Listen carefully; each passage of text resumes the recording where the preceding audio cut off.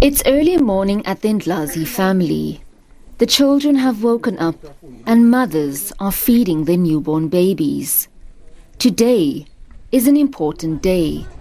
The family will be visited by the provincial government. The mood in the air is jovial. As the family prepares, Lombuso Jobe, one of Gogo Geti Ndlazi's daughters, singles out a gravesite. Here are 6 graves of small children. Her daughter amongst the children buried. I have 5 children. I lost one child in 2009. She was stillborn. I've tried to use contraceptives, but they did not work for me, and I still fell pregnant. The father of her 5 children is not a South African citizen and no longer stays in the country. Attempts to contact him have failed, and she has lost all hope. I have tried to take the father of my children to the maintenance court last year so that he could help provide for the children. He decided to return to his country. He lives in Swaziland. It's difficult to follow him that side as the laws of the countries are not the same. He even changed his number and I couldn't get hold of him. She admits she was taught from a young age to be obedient and submissive to a man. When I try and push him away, he would beg me to allow him back in my life. I would become submissive because I believe that I can't have children from different fathers despite him not supporting me and the children.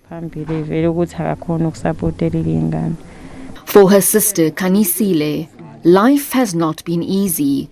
She has lost 2 children and is expecting another. I have a total of 4 children. I lost 2 children and I'm currently pregnant. Kanisile pins her hopes on assistance. I've tried to use contraceptives. They did not assist. Right now, I wish someone could help me so that I can no longer have children.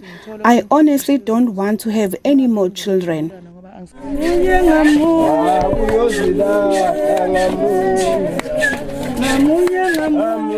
As the family rallies together and waits for the arrival of government, in the distance, children returning from Richards Bay with a packet of food and some brooms that they were unable to sell.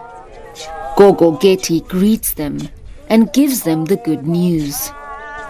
Good Samaritans have also lent a helping hand. It disturbed me to see children who were supposed to be in school busy selling brooms. Sometimes we'll find that a child is not performing well at school, not because they are not smart, but because of hunger and poverty. But despite the family's plight, there is concern about the well-being of the children. We've made it clear to them that they can't continue having children going out to sell the brooms in Richards Bay and it's risky. One, it's risky for these children. They are young. Some are females. They can be raped. They can be killed. Anything can happen to them. While we understand that they were trying to make money, but again, we must do things accordingly. We must do things according to the law. So we've agreed with the family that we want those children to go back to school.